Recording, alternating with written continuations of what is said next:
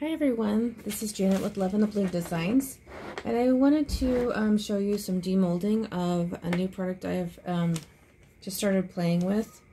I've got these molds from Glitter Chimp. They are for dominoes, and I did create some blue ones for just like the first try of them. So I'm demolding these and showing you how I get them done. Here's one of them that has no it has the inserts of the domino, but no paint on them yet. I tried the paint pen, and I tried some other means, but it seems like the acrylic is going to be your best bet. And all I'm using is some white acrylic paint. So what I would suggest is do this in a area that you're not going to have like fans going, because your paint will get clumpy and dry too quickly. So you just kind of have to reapply it, or add some white paint to your little thing here. So just get your regular thin brush. A thinner brush the better. And what you'll do is you'll just take a good dabble of it and go inside the hole and just kind of work your way to a circle. If you do go out of the circle, like I'll show you right here, when you're done with it, very quickly before it dries a lot, just kind of go over with it with your finger. I mean, it'll come in on your finger, but that's okay. And that way the circle is like a good circle, and they match, pretty much match pretty good. Wow. And we'll just do that. And for the middle piece, you can just really clump it like this.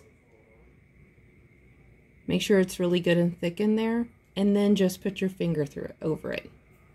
Because I mean, since it is a dried epoxy, it's just going to slide off, especially since it's still wet.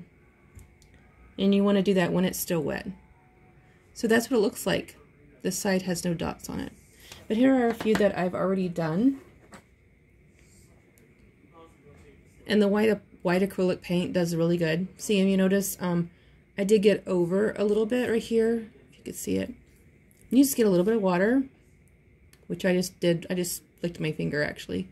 And it comes, since acrylic paint is just a water-based kind of a paint, it'll just come off real easy.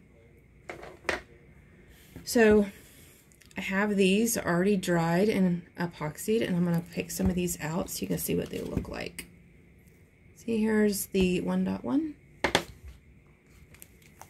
I think these are going to be fun. They're going to sell like crazy, I believe. Especially if you put them in a personalized tin or pouch that maybe matches the theme of your customer, what they're wanting. These are just blue glitter, which I think is really pretty. I plan on doing like an ocean theme ones and some college theme ones for my friends and family. And I'm trying to get to the point where I want to sell these. I will get to that point, but I want to make sure I get them done and done right the first time. So that's why I'm playing with these now and perfecting them on my own. So yeah, you would just, I'm just fixing these circles because I didn't think they looked very good. If there's a different way out there that you know of, please let me know. Shoot me a line on this video and let me know, because I would like to know if there's a different way of getting these circles colored, and faster way possibly, or more perfected circles. That would be great to know that. And there wasn't even a circle there. So yes, please shoot me a line if you have a better way. So that's how it's done. See, I just accidentally, so look, that's a circle. Pretty domino. So just wanted to share that video with you, and hopefully I'll share some more videos on more domino making. Thanks for watching.